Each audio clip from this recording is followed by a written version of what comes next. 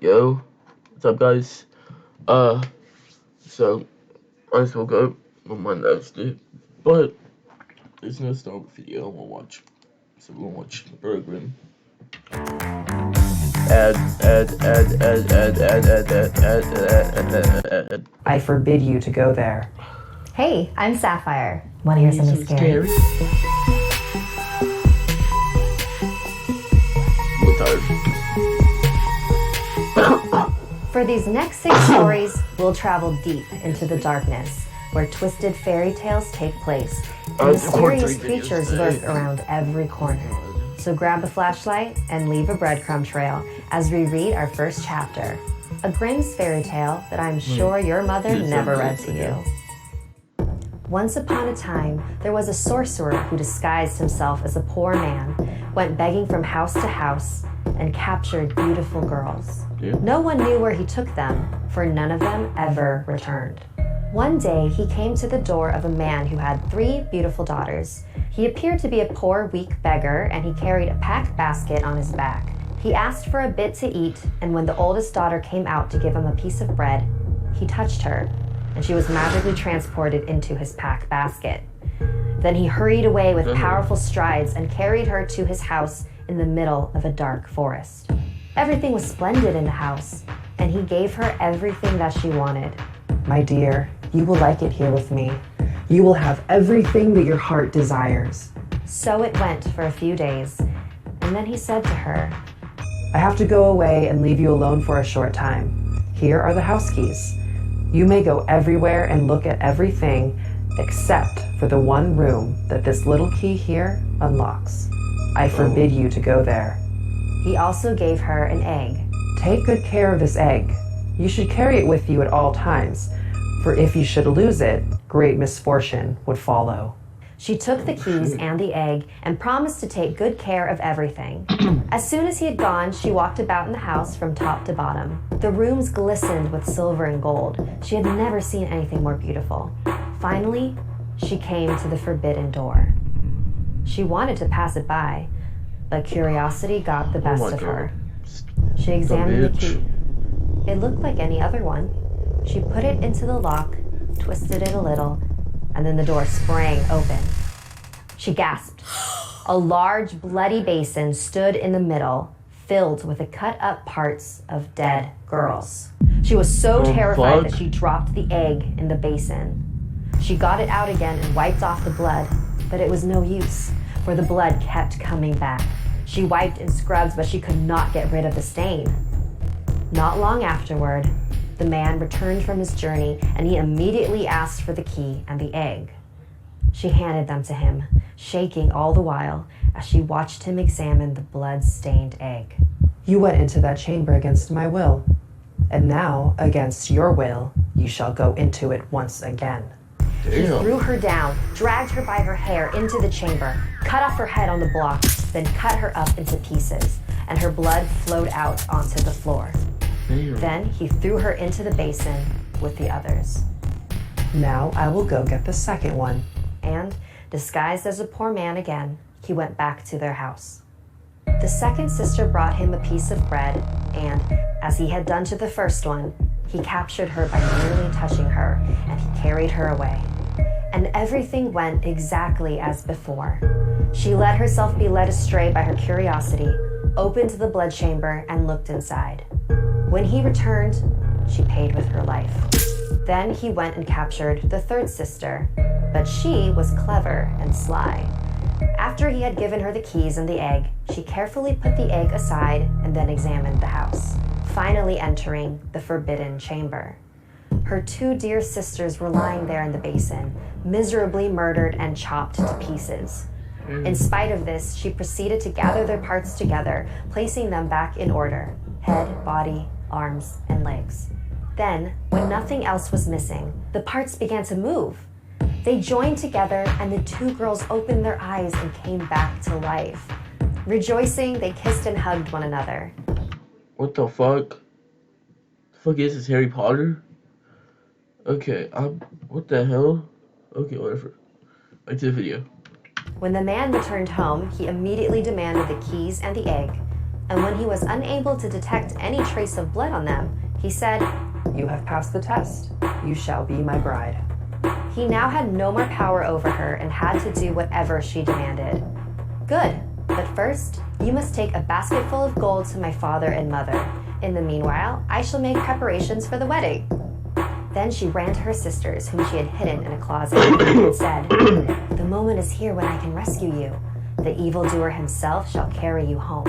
As soon as you have arrived at home, send help." She put them both into a basket and then covered them entirely with gold so that they couldn't be seen. Then she called the sorcerer in and said, "Now carry this basket away, but you are not to stop and rest at all. Take care, for I shall be watching you through my little window." The sorcerer lifted the basket onto his back and walked away with it. However, it pressed down so heavily on him that the sweat ran from his face. He sat down, taking a breath, but immediately heard, "I can see that you're resting. Keep walking." He thought it was his bride calling to him from the window, so he got up again. But moments later, he sat back down, only to hear, "I can still see you.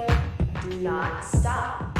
Every time that he stopped walking, someone called out, and he had to walk on until, groaning and out of breath, he brought the basket with the gold and the two girls to their parents' house. At home, the bride was making preparations for the wedding feast, to which she had invited the sorcerer's friends. Then she took a skull with grinning teeth, adorned it with jewelry and with a wreath of flowers, carried it to the attic window, and faced it outwards. When everything was ready, she dipped herself into a barrel of honey, cut open the bed, and rolled around in it until she looked like a strange bird, and no one would have been able to recognize her. What the fuck? Then she walked outside and directed the wedding guests to the house. Finally, the sorcerer returned. "You, where are you coming from?" "I am coming from Fitcher's house." "What is my young bride doing there?"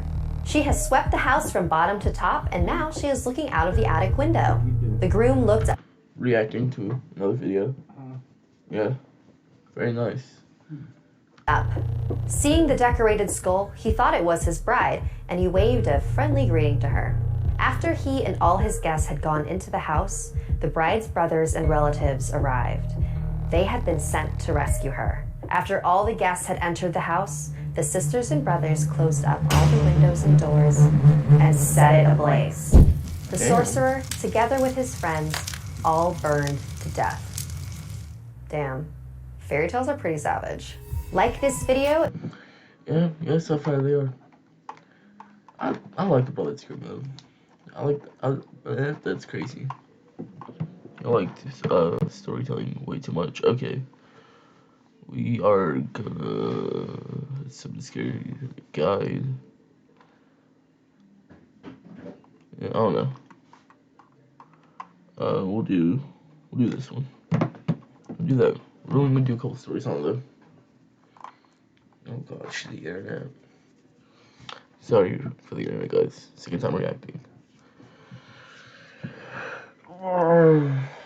Connect to the internet, what the fuck? Bro, what? Should have internet.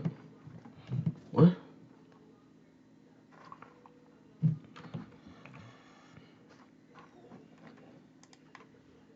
No, I have internet. What the hell? Weird. No, I'm not doing video here. That would be a very, very short video.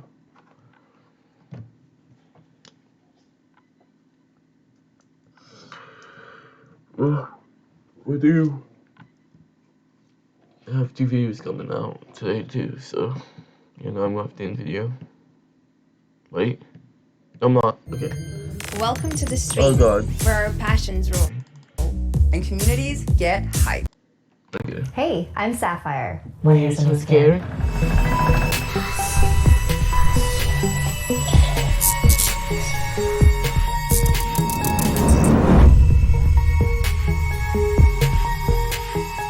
Our next chapter is from the No Sleep subreddit, written by username Lana Lona. When I was 9 years old, I had a favorite TV series. It had human actors and actors in animal suits and funny educational clips in between. I don't want to name it because it was a really good show, and the story is not at all a fault of the show. I will just call it The M Show. The M Show was running for years, and I had been watching it for as long as I can remember. I always sat down straight after school with my older sister Scarlett and my best friend Brandy, who lived next door. It was our ritual. Every day, the three of us sat together, and in the breaks of the show, we talked and gossiped about all those important issues in our lives. Then, I remember it was a warm summer Friday. Scarlett found a prize competition in one of her girl magazines. It asked questions about the show, and first prize was a trip with your parents to Disney World. But even better, everybody who sent the correct answers would become a member of the M Show fan club. The same day, after watching the M Show, the three of us huddled together on the couch to answer the quiz. The questions were very hard. They asked details about old episodes of the show. Without Scarlett, Brandy and I would have never managed to answer all the questions. We sent our letters off, and every day we would rush to the mailbox to see if our badges had arrived. Winter came, and when the first snow began to fall, we stopped checking. Brandy was still passionate about the show and watched it every day, but Scarlett gradually lost interest. When Scarlett stopped watching, I too began to skip the show. It was now early spring. I remember there were tulips in the garden, and my mom reprimanded me for plucking a few to decorate the kitchen table. But right after her lecture, she handed me a small square letter with my name printed on it. The back said, "Welcome to the M Show fan club." There wasn't much About fucking time. God. in the envelope, only a short leaflet that welcomes me to the club and a small ID card with my name on it. Brandy and Scarlett both got their letters the same day. From then on, every Friday, each of us received a leaflet about the show with photos and anecdotes and background information on the characters. Occasionally, the leaflets also called on the club members to promote the show and to watch out for the M Show tour. Ever since we became members, we didn't miss a single episode. Then, in mid-June, we all got 2 leaflets. The first was the usual one with the facts and photos, but the second was an ad. The tour bus is in town. This is your chance to become an elite member. The bus was coming next Sunday to... Elite member? No, oh my god, elite! Why? Why do you want to be elite if you're...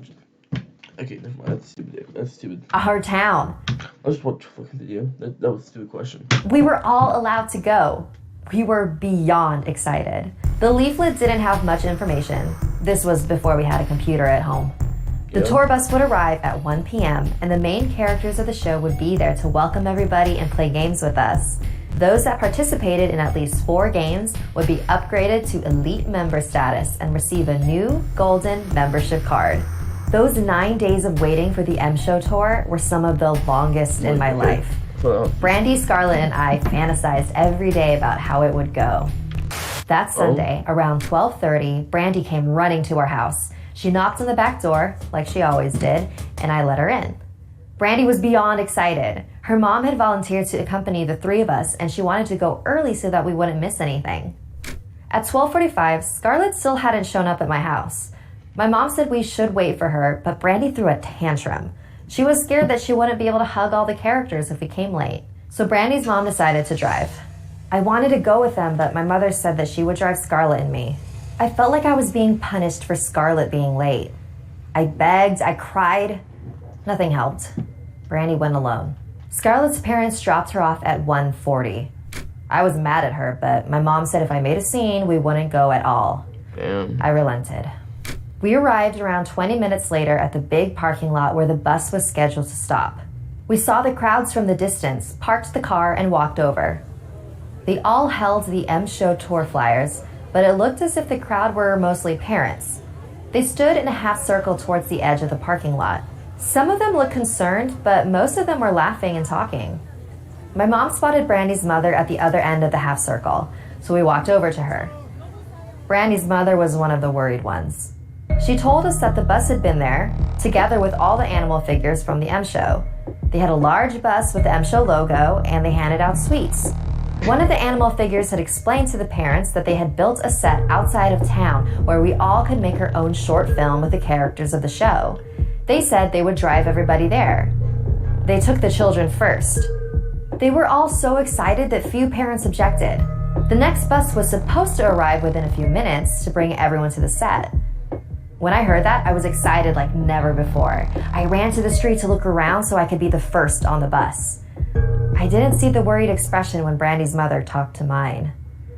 I didn't understand why the police came not even an hour later. In Monday's episode of The M Show, one of the characters came on stage and told us to call our parents to watch the show. Our mom was already sitting with Scarlett and me. The character said that The M Show didn't have a fan club. That week, Brandy's parents cried a lot. I was still sure that Brandy was okay. I thought she just had so much fun that she didn't want to come back. She must have had a lot of fun, because she never came back. Brandy's mother cried even more that Friday when the small parcel arrived. There was a new The M Show fan club membership card for Brandy. It was golden and said elite member in big bold letters. The parcel also contained a video. It was only a minute long, a minute of Brandy at the set of The M Show. She was wearing the same dress as when she came over to our house that Sunday morning. In the video, Brandy was smiling. An actor in a big animal suit stood next to her, silently. "Hi, Mom. I really like it here," said Brandy. "I really wish you could be here." Then she laughed. "I'm sorry the others were late. I'm sure they would have loved it, too."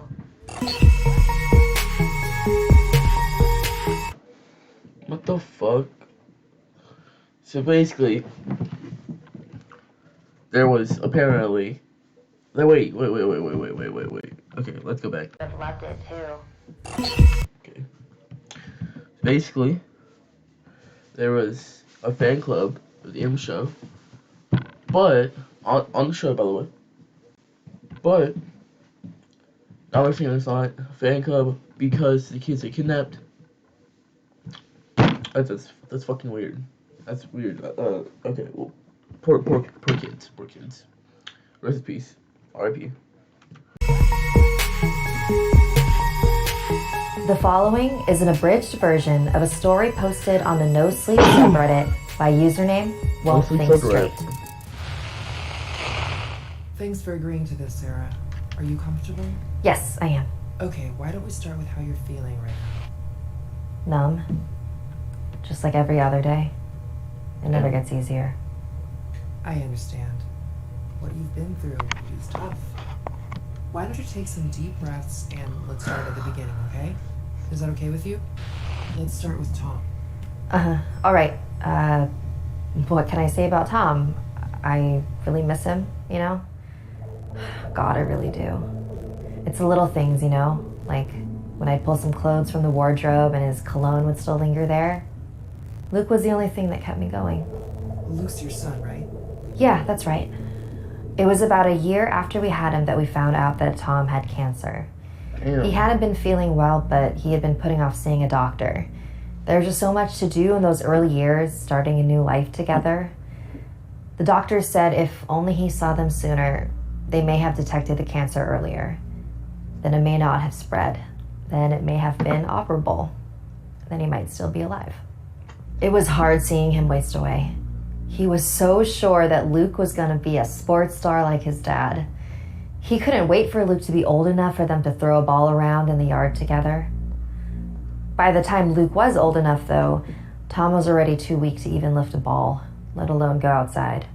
He would just lie in bed all day, too exhausted and weak to do anything. Instead of playing sports together, they played pen and paper games.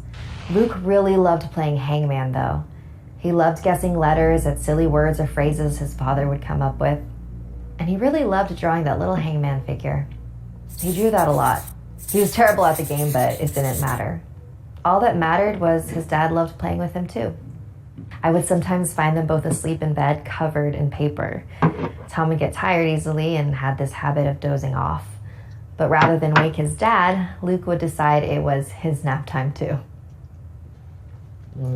He'd crawl right next to Tom and fall asleep hugging him. That day came when Luke woke up, but Tom didn't. When I found them both, he was holding on to Tom, hugging him tightly. He was crying and pleading with his dad not to go. "I love you, Dad." Please don't go. We still haven't finished our game yet. He cried. And how did Luke handle everything afterward? He became very quiet and sullen, kept holding on to that paper pad and wouldn't let it go. I once asked him if he'd feel better if we played hangman like he used to with Tom. He just shook his head. To him, it didn't feel right for anyone else to finish it. But that changed, right? Your report said. Yes, it changed. About 4 months after Tom's death. Luke bounced back to normal. I just thought it was because children are more resilient, you know? I was cleaning his room one day and found his notepad. I flipped to the last page with that unfinished hangman game. Except he had completed it now. And it wasn't the last game anymore. There were dozens of pages filled with new games of hangman. When Luke got home from school, I asked him about it. He was a bit angry and a bit scared, but he eventually said he'd tell me if I promised not to get mad or punish him. So, what was going on? His best friend at school had seen how sad Luke was about the death of his father, so he gave him a Ouija board.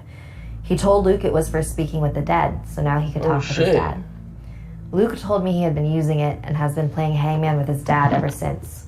How do you know it's your dad? I didn't know what to think at first. I was skeptical, shocked, horrified, all at once. Part of my mind was flashing warning lights saying it's dangerous to be playing with spiritual forces we don't understand. Yeah, it is. Another part was saying it's complete horseshit. But all that noise was drowned out by the only question I really cared about. Did it work? I was desperate. I wanted to talk to Tom again so badly. I would have given anything for a chance. So after Luke had gone to sleep, I took out the Ouija board and set it on the dining table. I placed my finger on the glass ring and waited. Oh, you dumbass. I whispered, "Are you there, Tom? Please let me know if you're there." Nothing at first. Then the ring started to move. It moved to the hello in the corner. I gasped and let go of the ring. I must have just sat and stared at that thing for like an hour as if it was possessed. Well, I guess it was, kinda. I placed my finger on it again. I asked, "Is that you, Tom?" The ring edged up to the yes in the corner. Where did I get the scar at the back of my head? The scar was hidden under my hair. No one except Tom even knew about the accident that created it. VENICE. My eyes were so wet with tears. The impossible was happening. This is your garbage Flash browser, and this is Opera GX. You see this difference? It was Tom, and we were talking. I told him I loved him and missed him so much. My finger was still on the ring as it started moving. NOTMUCHTIME.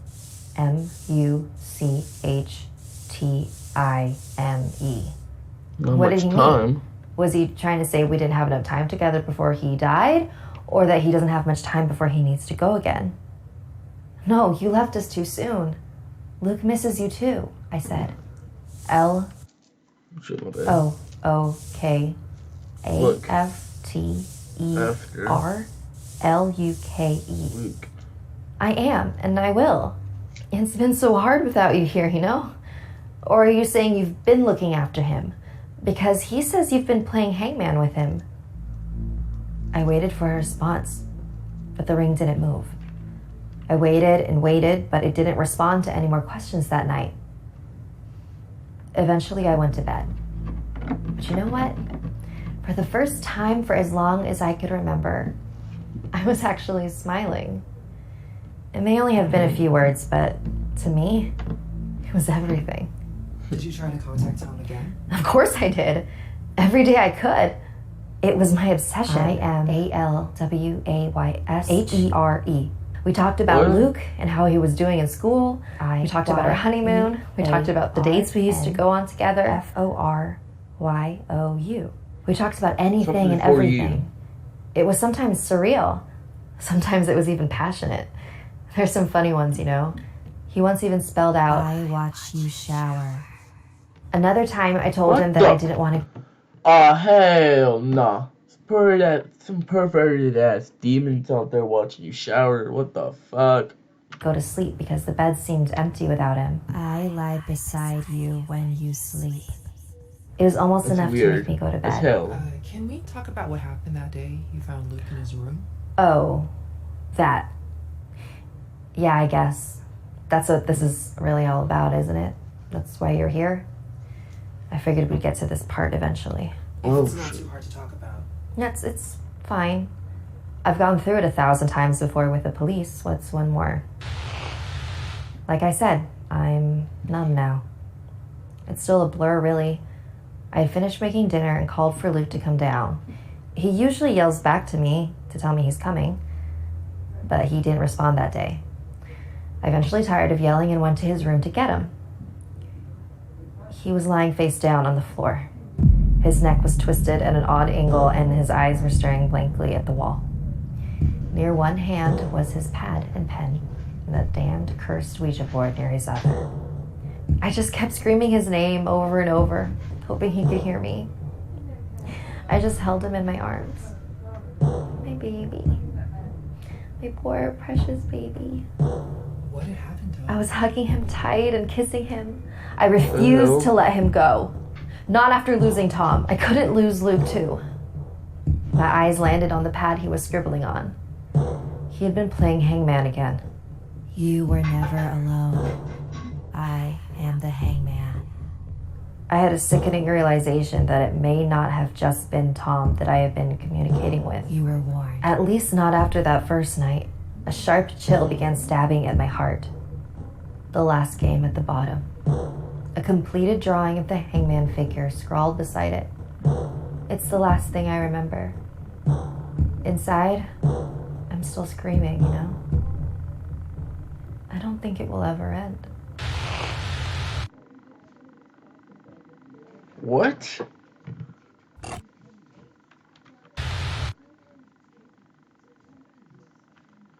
Hold up. Hold up. So, what? Okay, what the bruh? Oh, okay. That's enough for one. Okay, that's enough snark for one day. See you later, guys. Hey, my face cam didn't die this time. It's right there. I need to move this to the other screen though, so you guys don't see this next time. I forgot to do that. There you go. Now you guys can see it. But anyway, guys, I had fun recording again. It was fun. Thank you guys so much. And I'll see you guys later. Peace.